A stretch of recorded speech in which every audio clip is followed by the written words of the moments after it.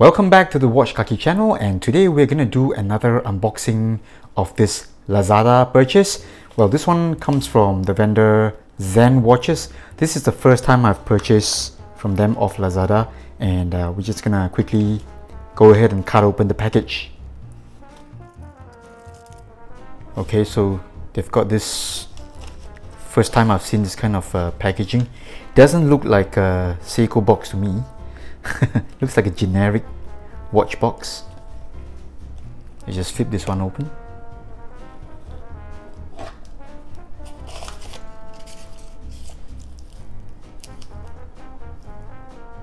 And the watch here is wrapped in yet more bubble foam. I'm just gonna cut open the foam here.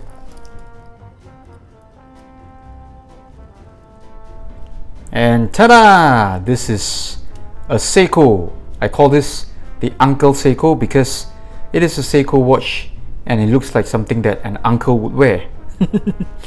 So I've got the packaging out of the way. I pushed everything upwards here and I've zoomed in a bit so that you can see the watch close up. It's still got this protective film going on, and I think I will just remove it. So this is really an uncleish Seiko kind of watch. I got this one because I wanted to give a try to a 37mm case size, and after my solar quartz experience with the previous blue one, the SNE 525, I wanted to try even more quartz watches. I think I've just caught the quartz bug, and I saw this one. It's got pretty good specs. It's got sapphire crystal, it's got 100 meters water resistance. So let's just take a look at the hang tag here. Okay, everything is printed on the hang tag. Reference number for this watch, SGG715P1, sapphire crystal, 100 meters water resistance, and the case size is a really small 37mm. Still a gen size watch, but I would definitely think this is on the smaller side of things. Alright, maybe I'll just remove this last layer of protective film on the watch head. And we're back again with the last layer of film removed. I think it looks better now. We can see this watch is definitely on the dressier side of things. It's got that mid polish. The midline here is polished and most of the bracelet is brushed.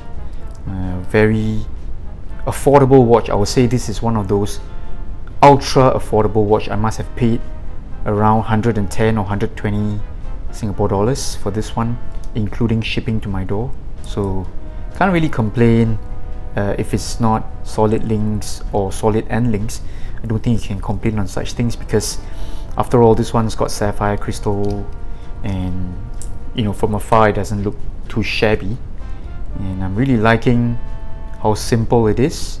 And I'm just going to give it a try and, you know, get myself accustomed to something smaller than usual. Typically my sweet spot is about 38 to 40mm, and 37 is slightly on the smaller side of things, but I think, you know, if I take some time to get used to it, shouldn't be a problem.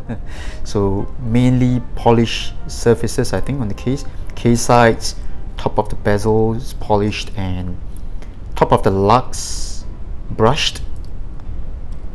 So I don't think it's got a screw down crown. No, it doesn't. So I think this is a sticker push pull kind of simple operation crown, and this is quite thin, not ultra thin, but it is easily under 10mm. Let me just quickly give you a wrist shot and see how this uncleish watch looks on my uncleish wrist. So I've zoomed out. I think it fits me pretty well. Alright, it's a bit on the smaller side of things, but that's mainly due to my preference. So it doesn't look weird at all, and I probably need some time to get used to it. On hand, it's looking pretty promising, pretty decent, I would say. Nothing much to complain, you know, for not too much money. So again, I'm gonna do a detailed review when I spend more time with it. So all this protective film is just gonna go off, and I'll resize the watch as soon as I switch off my camera. I'll see you soon for the full review video. Thanks for dropping by. This is the Watch Kaki. Bye bye.